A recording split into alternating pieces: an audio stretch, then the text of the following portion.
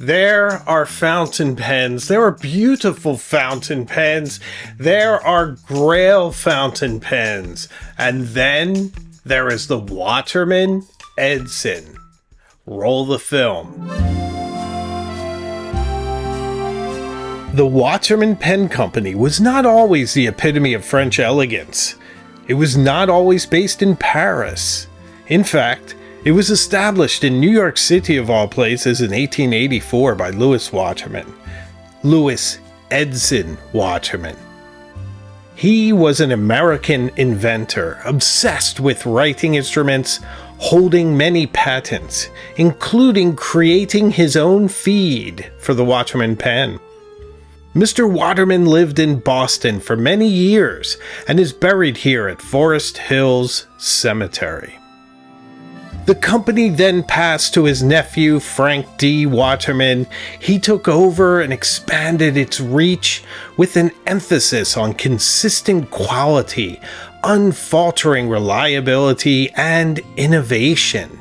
This is still evident in the pens from that era that are still working perfectly to this day, years after their expected usable lives. Pens like my beloved Waterman 52 in red ripple and the amazing Waterman 5. And don't get me started about those amazing flex nibs. The company held many innovative and original patents, including a permanently attached pen clip to the cap and an early retractable nib in 1908. But sadly, as the decades wore on, after the Great Depression and World War II, this string of innovation and accomplishments ended. The company continued to struggle through the early 1950s, and then it finally fell to the ballpoint pen crisis and better pens on the market at that time that were much more popular, like the Parker 51. The company was then acquired by various French companies, Waterman JIF, the Bic Company, and that's how it ended up in Paris, and then back to American ownership through Gillette and now Newell brands. But the company retained its Paris headquarters. To this day, Waterman still produces great pens, and in many ways, it is truly the most underappreciated and underrated fountain pen brand I can think of on the market today. Waterman produces some of the smoothest writing, high-quality fountain pens with the most reliable gold nibs on the market, and at an extremely affordable price, especially for a pen produced in France and imbued with all of that French elegance and beauty and form. Waterman is unassuming yet stylish, with no glacial star baggage to weigh it down. It is a pen of artists, of business people, of creative types who appreciate a long legacy and a sense of heritage and are only looking to signal their own great taste, their individuality, and their sophistication. If the 1920s and 30s were a golden age for Waterman, then they rejuvenated themselves yet again in the 1990s. One of the notable pens of that time was the Waterman Phillips, an outstanding example of an affordable pen to this day. It was named after Phileas Fogg from Jules Verne's Around the World in 80 Days. Well, wait a second, Around the World in 80 Days.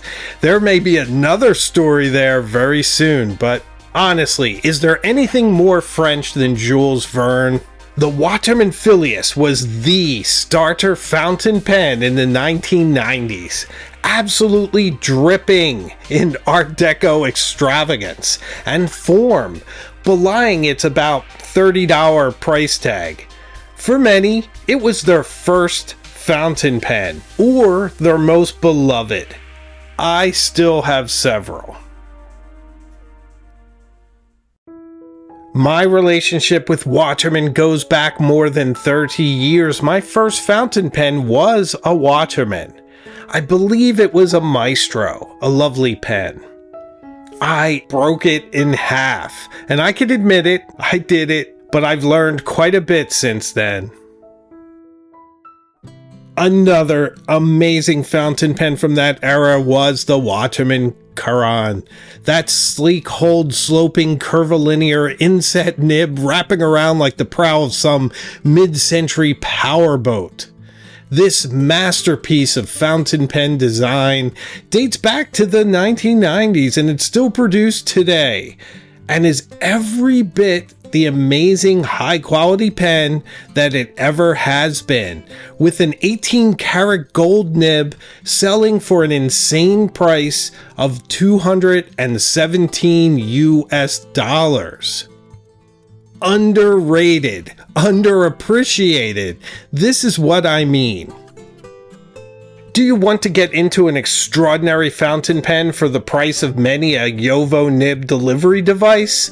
Then the Waterman Kuran is the pen for you.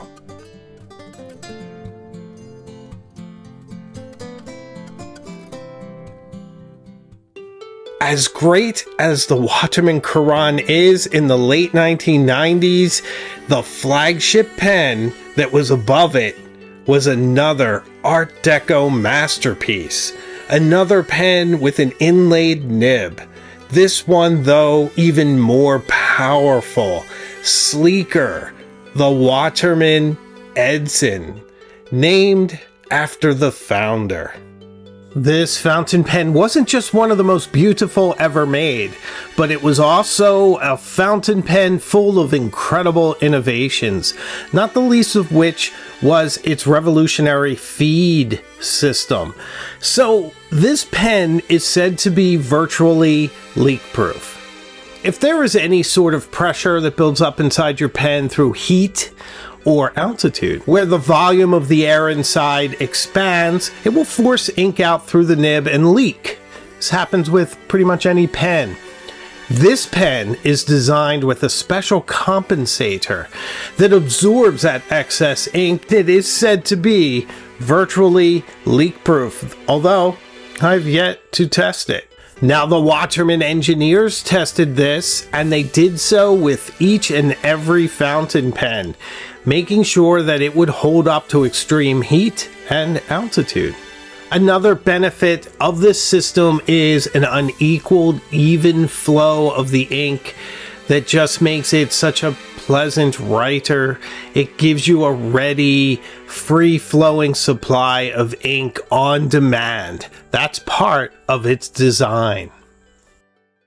The Waterman Edson is a pen of heft and presence. A pen with a luxurious gold cap with a sculptural Art Deco clip, curved and carved into it in one beautiful form. Perfection, beauty, balance. Although this clip looks like it's forged out of one piece of metal, one of the interesting things about it is that it really all hides a very complex mechanism inside. The gold-plated clip actually is mounted on a durable stainless steel axle that can turn on a bronze bearing. So it's very smooth, very sophisticated in how it responds and adapts to whatever you clip it to. So even here, the Edson is hiding an amazing, innovative secret. The gold cap has a brushed satin finish. It's textured, less reflective, less prone to fingerprints. It gives it a corner office presence, an authority. It gives it gravitas. The cap snaps on and off for quick access, for quick and easy note-taking, for a fast signature.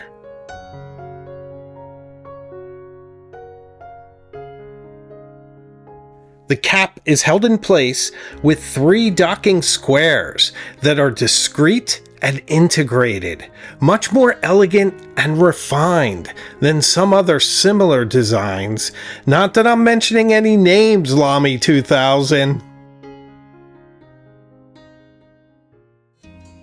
The beautiful barrel of this fountain pen glows deep sapphire, and it tapers perfectly, and it seems to radiate its own light, jewel-like. The barrel of this pen is not only beautiful, but it holds a secret. It's actually made with a double barrel system where the interior is the structural part within which the converter is housed, and the outer barrel is like a glazing. It's like a jewel-like pool of color, reflecting and holding light, giving it an interesting depth and appeal. It's just absolutely profoundly beautiful. Altogether, the Waterman Edson is a large pen. It's 150 millimeters capped and 132 millimeters in hand, giving it a very nice usable scale. I do not post this pen. I am too afraid to mar the perfect jewel-like polish of the barrel, but you can. If you are a hardcore poster, I won't stop you, but personally I imagine it would be a bit too long and would feel a little back-balanced, and maybe would tip up your nib and make it a little bit more difficult to control. For me, it's perfect unposted. Now, this is a cartridge converter pen. That's one thing maybe you could criticize it for. Perhaps it would have been better if it had been piston filled. But nevertheless, the converter has a little secret that's really interesting. It is the same color as the pen body, so it glows its own sapphire hue. As I was picking an ink, I was tempted to fill it with my beloved J. Urbana Clay de Saphir. You know me. You know the inks I like. It's one of my favorites. Instead, I decided to keep it all within the family, and I decided to fill it with the lovely Waterman Serenity Blue. It's a good color, a good guy color, as I like to call them. It's gentle on pens, it's a beautiful business blue, a perfect signature blue, a lovely correspondence blue, a rhapsodic blue.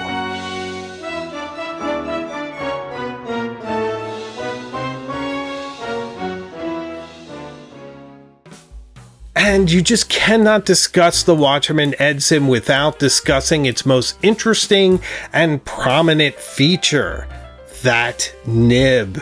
That gorgeous integrated nib with its awesome curve, with its powerful point, and the long decorative Art Deco line that leads to it, suggesting a stylized T, elongating the feel of the nib.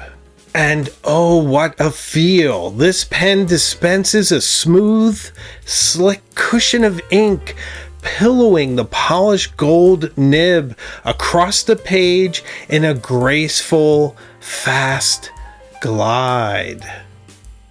My, the speed and precision of this pen. It is a joy. And oh, the sheer exuberance you feel when you are using it. It carries your thoughts along at an amazing speed, and your letters form with precision and beauty. It is a joy to guide this nib across your page. Another thing you notice about this pen is its heft. It is 46 grams capped. That's quite a bit of weight, but uncapped, it's around 26, and that is perfect for me. It just suits me perfectly. It's as if it were crafted for my hand.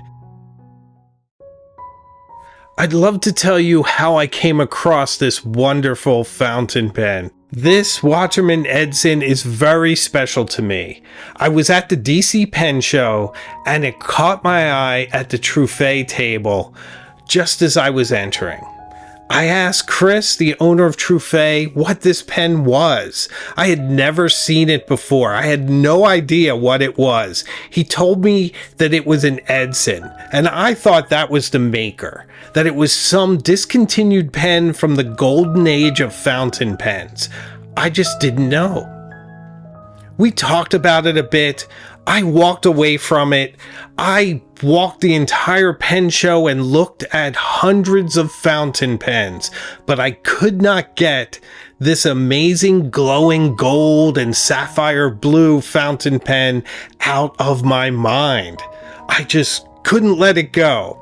I kept going back, visiting it several times, talking to Chris. He knew I was very interested. He helped me out with it. He's a fantastic guy to do business with.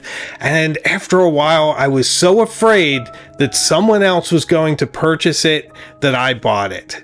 And I haven't regretted it since.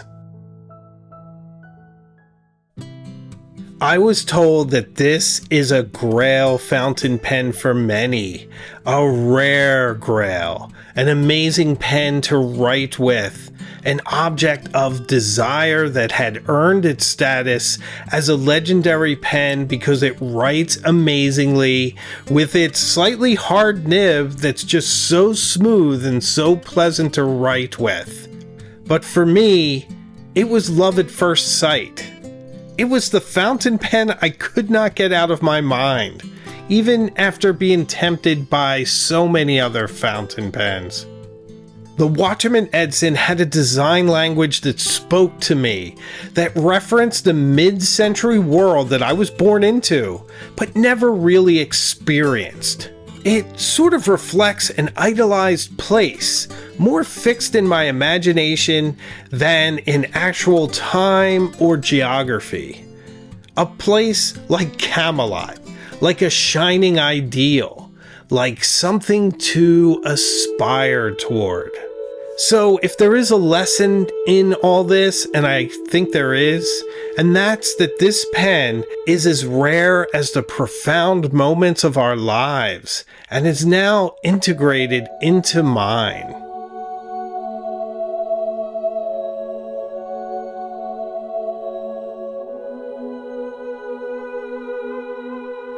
Thank you very much for watching. What do you think of this amazing, incredible, and increasingly more rare fountain pen? Let me know in the comments. And if you've watched this far and you haven't subscribed, please do. I'd love to have you on this journey with us. And if you want to support the channel even more, membership is available. And we have a pen pal group for Cognoscenti and Illuminati members, so you can use your Grail pen to write some new friends. So I make new videos all the time, and I have a live show Tuesday nights at 8 p.m. So I can promise you we will see each other again very, very soon, further up the road. So take care.